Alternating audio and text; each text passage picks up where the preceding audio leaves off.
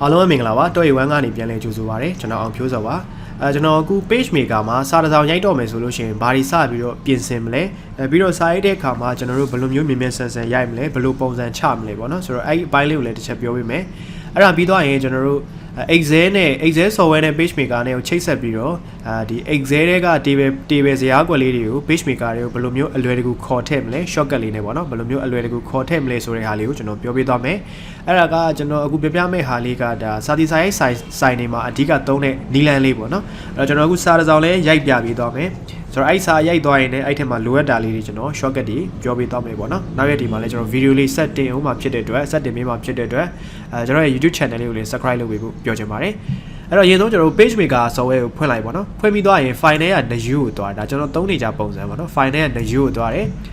ပြီးတော့ရင် paper size မှာကျွန်တော် A4 size နဲ့ရိုက်မှာဆိုတော့ A4 ကိုရွေးတယ်ပြီးအထောင်နဲ့ရိုက်မှာဆိုတော့ DAW ပြီးတော့ရင် double side facing page မှာကျွန်တော်အမှန်ချင်းချစ်ထားတယ်ဆိုလို့ရှိရင်အမှန်ချင်းဖြုတ်ပေးပါဖြုတ်ပြီးသွားရင် margin ကတော့ကျွန်တော်ဒီတိုင်းပဲထားပါတယ်ပြီးသွားရင်ဘာလုပ်မလဲဆိုတော့ကျွန်တော် okay နှိပ်ပါတယ်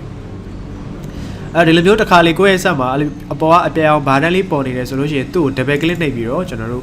ပြန်ဖြောက်လိုက်လို့ရတယ်ပေါ့နော်အဲ့တော့ဒီမှာကျွန်တော်တို့ပုံမှန်ဆိုရင် guideline လေးကတော့ပေါ်နေရတယ်အဲ့ guideline လေးကိုကျွန်တော်တို့ကဖော်ကျင်တယ်ဆိုလို့ရှိရင် control key ကိုဖိထားပြီးတော့ဒါ keyboard မှာရှိတဲ့ဝစ်စာနှလုံးပေါက်ရိုက်တဲ့ခလုတ်ပေါ့နော် L key ရဲ့ဘေးကရက်ကဒီ semi colon လားဆိုတော့အဲ့ခလုတ်လေးကိုကျွန်တော်နှိပ်ပေးလို့ရှိရင်ဒီမှာ guideline လေးကိုအဖော်ပြောင်းလုပ်လို့ရပါတယ်ဟုတ်ပြီနော်ဒါတော့မတည်သေးတဲ့သူတွေတက်ပါโอเคအဲ့တော့စာရိုက်တော့မယ်ဆိုရင် keyboard ကနေ control နဲ့1နဲ့နှိပ်ပြီးတော့မြင်ကွင်းချဲ့ပါတယ်အပေါ်အောက်သွားပဲအပေါ်အောက်စာရွက်ကိုရွှေ့မယ်ဆိုရင်ဒီကလဝါ hand tool လေးပေါ့နော် hand tool လေးနဲ့ရွှေ့လို့ရတယ်လို့ keyboard ကနေ alt key ကိုဖိထားပြီးတော့ mouse လက်ညှိုးကလစ်ကိုအောက်ကိုဖိဆွဲအပေါ်ကိုဖိဆွဲအဲ့လိုပုံစံနဲ့လည်းသွားပြီးတော့ကြည့်လို့ရပါတယ်ဒီမှာတော့ scroll wheel ကိုသုံးလို့မရပါဘူး Microsoft Word လို့ scroll wheel ကိုရှစ်တွန်းနောက်ဆုတ်လုပ်ပြီးတော့စာရွက်ကိုအပေါ်အောက်ကြည့်လို့မရပါဘူး PageMaker မှာက alt ဖိပြီးတော့အပေါ်အောက်ကျွန်တော်တို့ဖိဆွဲပြီးတော့သွားပေးရပါတယ်ဟုတ်ပြီနော်အဲ့တော့ပြီးတော့ရင်ဒီ touch box ပေါ့နော်ဒီ sorry two box ပေါ့ two box တဲရနေပြီးတော့ဒါကျွန်တော်ဒီမှာစာရိုက်ဖို့အတွက် test tool လေးယူလိုက်တယ်ပြီးတော့ရင်ဒီ guideline လေးပေါ်မှာကျွန်တော် click တစ်ချက်နှိပ်လိုက်ပါတယ်ကာစာလေးချလိုက်တာပေါ့နော်အဲ့တော့ပြီးတော့ရင်ကျွန်တော်တို့ဒီမှာဒီစာရိုက်တဲ့အခါမှာသုံးတဲ့ font တွေ size တွေပြောင်းတဲ့ control palette လေးကိုကျွန်တော်တို့အခုဆိုရင်ပြောင်းနေတယ်ပေါ့နော်အဲ့ဒါကိုဖော်မယ်ဆိုတော့အဲ့ဒါဘယ်မှာရှိလဲဆိုတော့ window ရဲ့အောက်မှာရှိပါတယ်window အောက်မှာကျွန်တော်တို့ show control palette ဆိုတဲ့ဟာလေးကိုနှိပ်လိုက်လို့ရှိရင်ဒါ font size ပြောင်းတဲ့ပေါက်ကလေးပေါ်လာပါလိမ့်မယ်အဲ့ဒါကဒီအပြာရောင်နေရာလေးကနေဖိဆွဲပြီးတော့အလွယ်ကူကျွန်တော်တို့ကိုလိုချင်တဲ့နေရာကိုရွှေ့လို့ရပါတယ်မြင်ကွင်းလည်းပြောင်းလို့ရပါတယ်ဒီမှာအပေါ်ကတီပုံစံလေးကိုနှိပ်လိုက်တော့ character view ပြောင်းသွားတယ် character view မှာကျွန်တော် font တွေ site တွေတခြားဒီစာကြောင်းအစိတ်ကျဲတွေ bold italic တွေဒါတွေသွားပြီးလုပ်လို့ရတယ်အောက်ကဒီ paragraph view ပေါ့နော်ကျူပုံစံလေးကိုနှိပ်လိုက်ရင်အဲ့မှာစာအုပ်ဘယ်ထားတာအဘယ်ကြည့်တာအလယ်ကြည့်တာပြီးတော့ရင်စန်တာထားတာဒါတွေသွားပြီးတော့ကျွန်တော်ချိန်လို့ရပါတယ် okay အဲ့တော့ကျွန်တော်ဒီမှာ font ကတော့ metric 1သုံးပါမယ် MBT ဆိုပြီးတော့ကျွန်တော်ရိုက်လိုက်တယ် metric 1 font သုံးမယ်ကျွန်တော်အပြင်မှာတော့စာဒီဇိုင်းလုပ်တဲ့အခါမှာဒီ metric 1 font ကိုကျွန်တော်သုံးပါတယ်ပြီးတော့ရင် tab တစ်ချက်လောက်ခုံလိုက်မယ်အခုအပြောင်တန်းနေတဲ့နေရာလေးက size ပေါ့နော်ကျွန်တော်က metric 1ကိုသုံးရင် size ကို15ထားပါတယ်ပြီးတော့ဒီ size ကအောက်ကဘာလဲဆိုတော့ leading လို့ခေါ်ပါတယ်စာကြောင်းတစ်ကြောင်းနဲ့တစ်ကြောင်းအပေါ်အောက်အစိတ်အကျဲပေါ့နော်အဲ့ဒါကတော့စာရိုက်ပြီးမှပြန်ပြီးတော့ချိန်ပေးရတာမျိုးလည်းရှိတယ်ကျွန်တော်ကတော့အခုဒီစာလေးမှာဆိုရင်ကျွန်တော်20လောက်အကြမ်းမြင်ထားမယ်လိုပြီးမှလို2ပို့လျှော့ပြန်လုပ်မယ်ဆိုလည်းရပါတယ်ကျွန်တော်တခါတည်းဒါတတ်မှတ်လိုက်တာပေါ့နော်โอเคပြီးတော့ enter ခေါက်ပြီးတော့စာတွေကိုကျွန်တော်ကဘယ်ညာညီဖို့အတွက်ဘာလုပ်ကြလဲဆိုတော့ justify ဆိုတဲ့ဟာလေးထည့်ပေးရတယ်အဲ့ဒါကဒီ character sorry ဒီအောက်က paragraph view တွေကဒီ justify button လေးကိုနှိပ်လေရတယ်ဒါမှမဟုတ် keyboard ကနေ control ရဲ့ shift ကဖိထားပြီးတော့ J ကိုနှိပ်လေဒါ justify ဖြစ်တယ်ပေါ့နော်အဲ့တော့ကျွန်တော်ကတော့ font size သတ်မှတ်တယ်ပြီးတော့ရင် leading သတ်မှတ်တယ်ပြီးလို့ရှိရင် control shift ကိုဖိထားပြီးတော့ J ကိုတစ်ခါတည်းနှိပ်လိုက်တယ်ဒါဆိုလို့ရှိရင် justify တစ်ခါတည်းထည့်ပြီးသားဖြစ်သွားပြီပေါ့နော်ဒါဆိုလို့ရှိရင်ကျွန်တော်တို့စပြီးတော့ရိုက်လို့ရပါပြီအဲ့တော့ကျွန်တော်တစ်ခါတည်းဒီမှာစာလေးရိုက်เสียရှိတာနဲ့တစ်ခါတည်းပဲရိုက်ပြလိုက်ပါမယ်အဲ့တော့ center ထားမယ်စာတွေရှိရဆိုရင်ကျွန်တော်တို့အဲ့ဒါတွေနောက်ဆုံးမှ shortcut နဲ့အလေကိုပို့လို့ရတယ်ပေါ့နော်အဲ့လိုလို့ဆိုစာချမ်းရိုက်ကြပါတယ်ကျွန်တော်တို့စာချမ်းအဲ့လိုမျိုးအရင်ဆုံးရိုက်သွားတယ်ပေါ့ရိုက်ပြီးတော့မှကျန်တာတွေကိုအလေပို့တာတို့ညာကတ်တာတို့အဲ့ဒါတွေလုပ်ပါတယ်အဓိကတော့justify လေးတော့ကြိုထည့်ထားပြီပါဘာလို့လဲဆိုတော့မြန်မာစာကရိုက်ပြီးမှစာတွေရိုက်ပြီးမှ justify ထည့်မယ်ဆိုလို့ရှိရင်အဆင်မပြေပါဘူးစာတွေပြန်ပြီးတော့ပြင်ရပါလိမ့်မယ်နော်အဲ့ဒါကြောင့်ပါဆိုတော့ကျွန်တော်ဒီမှာစာရေးဆက်ရသွားမယ်ဒီမှာတင်ကြားရေး okay နော်အကာကြီးကဘာလဲဆိုတော့ယခုလအတွင်းတင်ကြားပြီးတော့ကြပြများတယ်ဒီမှာမြင်းလေးတွေထည့်ဖို့တော့ရှိရဲဒါပြီးမှထည့်မယ်ယခုလအတွင်း တင်ကြားပြီးတော့ကားငယ်ရပါလဲဆိုတော့ယခုလတွင်တင်ကြားပြီးတော့လက်မှုနံပါတ်ကာကြီးရပါလဲဆိုတော့အကြားလေးထဲမှာ tab ခုံနော် tab ခုံမှာသူကညီတာပေါ့ရှေ့စာလေးညီသွားလိမ့်မယ် tab ခုံမှာညီမယ် space တွန်းထားရင်အဲ့ဒီထိတ်တွေပေါ့အဲ့ထိတ်တွေကမညီဘူးအဲ့တော့ tab ခုံပြီးတော့သွားပြီးမှအဆင်ပြေပါလိမ့်မယ်အဲ့တော့တင်ကြားပြီးတော့အားကစားဒီနံပါတ်5ကပါလဲဆိုတော့ထွေတွေတင်ကြားခြင်း okay ဒီလိုမျိုးရပါတယ်ဆိုတော့ဘေးမှာအနှုတ်ကလေးကျွန်တော်မြင်းလေးလိုက်ထည့်မယ်နော်အဲ့ဒါကဘာနဲ့ထည့်လဲဆိုတော့အနှုတ်ကလေးတွေနဲ့ပဲထည့်ပါတယ်အဲ့တော့ဘေးမှာကျွန်တော်ကာဆာချပြီး tab ခုံမှာဒီနေထားလောက်ပေါ့နော်ဒီစာတွေနဲ့ညှိနေလို့လည်းမရဘူးလေတက်ရလေးသွားမယ်တော့ဒီနားလောက်မှာကျွန်တော်အနှုတ်ကလေးလိုက်ပြီးတော့ထည့်လိုက်ပါတယ်အဲ့ဒါကိုအောက်ဖက်တွေလည်းထည့်မှာဆိုတော့ကျွန်တော်လိုက်ပြီးရိုက်မထည့်တော့ဘူး copy paste လုပ်သွားလို့ရတယ်ဆိုတော့ဒီစာလေးကို double click နှိပ်လိုက် mouse နဲ့နော် double click နှိပ်လိုက်အဲ့တော့အဲ့လိုမျိုး selection ဖြစ်သွားရင် keyboard ကနေ control နဲ့ C နဲ့နှိပ်ပါပြီးတော့ဒီဘက်ကြပြများဆိုတဲ့စာရဲနောက်မှာကျွန်တော်ကာဆာချတယ် tab ခုံနဲ့ပြီးရင် control V နဲ့ပေးချပေးလို့ရပါတယ် tab လေးကာဆာချလိုက် tab ခုံလိုက်ပြီးတော့ control V နဲ့ပေးချလိုက်အဲ့ဒါဆိုရင်ဒီလိုမျိုးဖြစ်သွားပြီပေါ့နော် okay ဆိုတော့အပေါ်ကစာကိုအခုတည်းကစက်တာထားမယ်ဆိုလည်းရတယ်ဒီအောက်ကစာတွေရိုက်လိုက်အောင်နော်ပြီးတော့မှကျွန်တော်အပေါ်ကစာလေး၃ချောင်း selection ပေးတယ်ကျွန်တော်အလဲပို့မှာဆိုတော့ control နဲ့ shift ကိုဖိထားပြီးတော့ C ကိုနှိပ်လိုက်တယ် center ကိုပို့လိုက်တာပေါ့နော်အဲ့တော့ဒီမှာ bold တင်မယ်ဆိုရင် keyboard ကနေ F6 ပေါ့နော်ကျွန်တော်တို့ဒီ keyboard ရဲ့အပေါ်ဘက်မှာ F1 F2 F3 F4 စသဖြင့်ရှိတယ်အဲ့ဒီက F6 ကိုနှိပ်လိုက်လို့ရှိရင်တော့ bold တင်ပြီးသားဖြစ်သွားတယ်ပေါ့နော် underline ထားခြင်းကျွန်တော် F7 sorry F8 ကိုနှိပ်လို့ရတယ်ပြန်ဖြုတ်ရင်လည်း F8 ပဲစောင်းကျင်တယ်ဆိုရင် F7 ကိုနှိပ်လို့ရတယ်ပြန်တဲ့ကျင်တယ်ဆိုရင် F7 ပဲ F6 ကကျွန်တော် bold တင်တာဒီ bold တင်ပြီးသွားရင်ဖြုတ်ရင်လည်းဒီ F6 ကိုပဲနှိပ်လို့ရတယ်နော် F6 F7 F8 ဆိုတော့အဲ့ဒါက shortcut တွေပေါ့နော်အဲ့တော့ပြီးသွားရင်ကျွန်တော်နံပါတ်1ကိုဆက်ရိုက်မယ်နံပါတ်1ကဘာလဲဆိုတော့ခလေးအင်အားဆိုတော့အဲ့ဒါကဒီနားမှာ tab မခုံဘူးဆိုတော့ဒီ space တစ်ချက်လောက်ပဲကျွန်တော်ခြားထားလိုက်မယ်ဗျာအဲ့ခလေးအင်အားပြီးသွားရင်ကာကြီးကဘာလဲဆိုရခင်လားကုံရက်ခလေးတဲ့ရခင်လားကုံရက်ခလေးโอเคသူလည်းဘေးမှာသူကကျတော့ဘေးမှာပါရှိလေဆိုကြားမှာရှိပါတယ်ကြားမှာပါဆိုတော့နည်းနည်းတက်ရဲလေးဖြစ်သွားအောင်ဒီမရဲ့ဘေးမှာကျွန်တော်တစ်ချက် tab ခုံလိုက်ပြီပေါ့နော်မရရင်တော့ space သုံးပါပဲရပါလိမ့်မယ်မညီဘူးဖြစ်နေတာနော် okay အကျန်းလေးပဲထားလိုက်မယ်ပြီးမှကျွန်တော်လောက်ကြတော့အဲ့တော့ယခုလအတွင်းအသက်ဝင်သောကလေး okay ဆိုတော့ဒီမှာမြင်းလေးတွေထည့်တစ်ခုနဲ့တစ်ခုကြားမှာညီညာလေးပေါ့နော် okay ဒီလိုလေးသွားလိုက်အဲ့တော့ကြားကဒီစာလေးရဲ့အလဲပါရှိရမှာဆိုတော့ကြားရဲ့ရှိမှာစာရဲ့ရှိမှာကာဆာချပြီးတော့ space လေးတစ်ချက်၃ချက်လောက်တွန်းမယ်ဒီမြင်းလေးရဲ့အလဲကိုရောက်ချင်လို့ဒီမောက်ကိုလည်းအဲ့လိုပဲ space လေးနည်းနည်းတွန်းပေးမယ်ဘောင်းကိုလည်းအဲ့လိုပဲဒီဘက်ကိုနည်းနည်းတွန်းပေးပါမယ်ပြီးတော့ရင်ကားငယ်ဆက်ရိုက်မယ်ယခုလအတွင်းထွက်သောကလေးတဲ့ okay ဆိုတော့ဒါကတော့ copy လုပ်လို့ရတယ် control C ပြီးတော့ရင် tab ခုံပြီးတော့ control နဲ့ V ဟုတ်ပြီနော်ဒါစောနာတိုင်းပဲကာကြီးကယခုလကိုရရှိကလေး okay ဆိုတော့ဒါလည်း control V နဲ့ပဲပေးချပေးရပါမယ်ပြီးတော့နံပါတ်3စားတောက်ရေးရောနေလေစားတဲ့မော့ okay အဲ့ဒါခေါ်လိုက်မယ်ဆန်ပြုတ်ပြီးတော့နွားနုကျူပြုတ်ပြီးတော့ရင်တတိပြီးတော့ရင်ဒီအောက်မှာကျွန်တော် table ထည့်ဖို့ရှိရတယ်လားအဲ့ဒါလေးကျွန်တော်တစ်ချက်ပြောပေးမယ် excel တွေကနေ table ကိုဆွဲပြီးတော့ဒီထဲကိုလာထည့်ပေးရမှာနော် copy paste နဲ့မရပါဘူးတခြားနည်းရှိပါတယ်အဲ့တော့ဒီစာလေးတွေဘေးမှာကျွန်တော်ဘာလုပ်မလဲဆိုတော့ tab လေးတွေခုံပြီးတော့အဲ့မှာ chain ဆိုတဲ့ဟာလေးကွက်လက် chain ပေါ့နော်ဒါလေးကိုလည်းကျွန်တော် control C နဲ့ copy ကူးမယ်ဒီမှာသွားပြီးတော့ tab ခုံပြီးတော့ control V နဲ့ပေးချမယ်ဒီမှာလည်း control V နဲ့ပေးချမယ်ဒီမှာလည်း tab ခုံပြီးတော့ control V နဲ့ပဲပေးချပါမယ်ဒီ၅ချောင်းရဲ့အလေတဲတွေမှာရှိသေးလဲဆိုတော့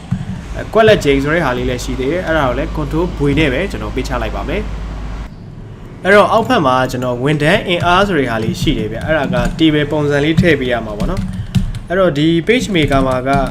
သူက table ပုံစံဆွဲဖို့ကဒီ4004နဲ့ဆွဲလို့ရတယ်ဒါပေမဲ့ကျွန်တော်ကြီးအချိန်ပေးရလိမ့်မယ်ပေါ့နော်အဲ့တော့ဘာလို့မလဲဆိုတော့ကျွန်တော် Excel software ထဲမှာ table သွားဆောက်မယ်ပြီးတော့အဲ့ table လေးကိုကျွန်တော်တို့ selection ပေးပြီး copy ယူလာပြီးတော့ဒီထဲကိုလာထည့်မယ်ပေါ့နော်ရိုးရိုး copy paste နဲ့တော့မရပါဘူးအဲ့တော့ဒီအောက်မှာကျွန်တော်ကဒီ table ပုံစံလေးထဲမှာဖြစ်တဲ့အတွက် Excel တွေကိုသွားမယ်ပေါ့နော်အဲ့တော့ဒီမှာ cursor ချထားလို့မရတော့ပါဘူးဘာလို့မလဲဆိုတော့လေဒီမှာမြားလေးကိုယူထားပေးပါ pointer tool ပေါ့နော်ဒီ tool box တွေက pointer tool လေးကိုယူထားပါပြီးသွားရင်ဒီ PageMaker software ကိုကျွန်တော်မပိတ်ကောင်နော်ဒီမှာ minimize ချထားမယ် Excel software ကိုကျွန်တော်တက်သွားဖွင့်မယ်ဆိုတော့အဲ့ဒီမှာ table လေးရိုက်မယ်ပေါ့နော်အဲ့တော့ကျွန်တော် shortcut နဲ့ပဲခေါ်လိုက်တော့မယ်ဗျာExcel ကတော့ဖြစ်နိုင်ရင်2010 version သုံးရင်တော့သူက font အကုန်သုံးလို့ရတယ်ဒီ2016 version မှာဘာဖြစ်လဲဆိုတော့ဒီ Metro 1 font ကသုံးလို့မရဘူးပေါ့နော်သုံးလို့မရတဲ့အတွက်ကျွန်တော်မလုပ်မလဲဆိုတော့ Excel ဖွင့်ပြီးသွားတာနဲ့ select all ပေးလိုက်တယ် column row number 1ကြားတွေကဒီ select all button ကိုနှိပ်ပြီးတော့ဒီမှာ Metro 1တစ်ချက်ပြောင်းကြည့်မယ် Metro 1ကမရဘူးဗျဒီ version မှာလေ software ကြောင့်ဖြစ်တယ်အဲ့ software ဒီ version မြင့်နေမှာ penny font တို့ပြီးတော့ metric font တို့မရတဲ့အတွက်ကျွန်တော်ကတော့ site မှာတော့2010 version ဝယ်သုံးတယ်ပေါ့နော်အဲဒီ2010 Microsoft Office Word ကို Excel ရော PowerPoint ရော2010သုံးတဲ့အတွက်အဲ့ထဲမှာ font ကအကုန်လုံးသုံးလို့ရတယ်အဆင်ပြေတယ်ပေါ့အဲ့တော့ဒီမှာတော့ metric 1 font မရှိတဲ့အတွက်ကျွန်တော် W01 font နဲ့ပဲသုံးပြလိုက်မယ်ပေါ့နော် size ကိုတော့ကျွန်တော်ထားပါတော့16လောက်ထားလိုက်မယ်အဲ့တော့ Excel မှာတခြားမြန်မာစာ font တွေရိုက်တဲ့အခါမှာ font size ပြောင်းပြီးတာနဲ့ဒီမှာ middle လည်းရွေးထားပါ center လည်းရွေးထားပါအဲ့တော့မှအပေါ်ကဂတ်တာလေးတွေကိုစာရိုက်နေနေမြင်ရမှာဖြစ်ပါတယ်အဲ့တော့ဒီမှာကျွန်တော်စင်အမီယာလူဒါပြီးမှပဲချဲသွားလိုက်တော့မယ်ဥယျာဉ်အောက်မှာကျွန်တော်တို့လူမှုဝန်ထမ်းကြီးကြပ်ရေးပြီးသွားရေးစုပါဒါလေးတွေရှိပါတယ်အဲ့တော့ကျွန်တော်နည်းနည်းလေးလိုက်ပြီးတော့ချဲမယ်ပြီးသွားရင်လူတို့ကိုကျော်ပြန်လောက်အောင်မယ်နော်โอเคစင်ရတော့ပုံမှန်ဆိုရင်နည်းနည်းပဲချဲမယ်နာမည်တွေပါတွေထည့်မယ်ဟာကနည်းနည်းချဲပေးမယ်โอเคယာဒူးကလည်းနည်းနည်းချဲမယ်ဥယျာဉ်ကတော့အရေးတွက်လောက်ပဲထဲမှာဆိုတော့ကဏ္ဍလောက်ပဲထဲမှာဆိုတော့နည်းနည်းကျင်းလည်းရပါတယ်အဲ့တော့လူမှုဝန်ထမ်းနဲ့ကြီးကြပ်ရေးအပေါ်မှာရရှိသည့်ထောက်ပံ့ကြေးဆိုတာရှိတယ်ဒီတစ်ခုကိုပေါင်းပေးရမယ် selection ပေးပြီးတော့ match and center နဲ့တစ်ချက်ပေါင်းပေးပါအဲ့မှာရရှိသည့်ထောက်ပံ့ကြေး okay ဒီလိုသွားတယ်ဆိုတော့ဒီနှစ်ကွက်ကိုလည်းကျွန်တော်တို့ကပေါင်းပေးရမယ်အဲ့တော့မှဒီဘေးကနှစ် row နဲ့တန်းနဲ့အိုက်စာလေးတွေဖြစ်နေမှာပါအဲ့ match and center ကတော့ဒီပဲပုံစံတော်တော်များများမှာသုံးရတာကိုတွေ့ရပါလိမ့်မယ် Excel သုံးတဲ့လူတွေဆိုရင်သိပါတယ်နော် Okay အောက်ကတော့ကျွန်တော်တို့3 row လောက်ပဲယူမှာဆိုတော့ဒီ area ပေါ့ကျွန်တော် selection ပေးလိုက်တယ်ပြီးသွားရင် home tab ရဲ့ font group မှာ border ဘောင်ခတ်တဲ့ဟာလေးရှိတယ်အဲ့မှာ all border လေးကျွန်တော်တစ်ချက်နှိပ်လိုက်တယ်ဒါဆိုရင်ဘောင်လေးရတယ်လို့ရသွားပြီနော်အဲ့တော့အဲ့နေရာလေးကိုပဲကျွန်တော် selection ပေးမယ် control နဲ့ C နဲ့ copy ကူးမယ်ပြီးသွားရင်ဆောင်းနာ PageMaker တွေကိုလာမယ်အဲ့မှာအရေးကြီးတာက cursor ချမထားဖို့ပါပဲcursor ချထားလိုက်ရင်အဲ့ table ကြီးကဒီစာရဲ့ area frame ထဲကိုဝင်သွားလို့ရှိရင်အချုံးချဲ့ပါကြပြန်လုပ်ဖို့အဆင်မပြေတော့ပါဘူးအဲ့ဒါကြောင့်ဒီစာကိုတက် frame တက်ထားမယ်ပြီးရင်ကျွန်တော်တို့ table ကိုကျတော့ frame တက်ထားပါမယ်နော်ဒီ pointer tool လေးရဲ့စာရဲ့ frame ကိုကျွန်တော်တို့အခုလိုမျိုးဆွဲရွှေ့လို့ရတယ် frame ကိုအကျဉ်းကျယ်လုပ်ပေးလို့လည်းရပါတယ်ကဲထားပါတော့နော် okay အဲ့ဒီမှာ pointer tool ယူထားမယ်ဘေးနားကိုတစ်ချက်နှိပ်တာပြီးသွားရင် keyboard ကနေ shortcut လေးတစ်ချက်ပြောပြမယ်နော်တေချာလေးနားထောင်ပေးပါ order key ကိုတစ်ချက်နှိပ် e တစ်ချက်နှိပ် s တစ်ချက်နှိပ် m နှစ်တွန်း m တစ်ချက်နှိပ်ပြီးသွားရင် enter ခေါက် order esm enter ဆိုတော့အဲ့ shortcut လေးမှတ်ထားလို့ရှိရင် copy လုပ်ပြီးတာနဲ့ဒီမှာအလွယ်တကူတွားပြီးတော့ပေးချလို့ရတယ် control ဘူမရပါဘူးနော် control ဘူနှိပ်ကြည့်အဲ့မှာ table ကြီးကဘောင်နေပါမလားတော့နော် okay အဲ့တော့ order တစ်ချက်နှိပ်ပြီးသွားရင် esm enter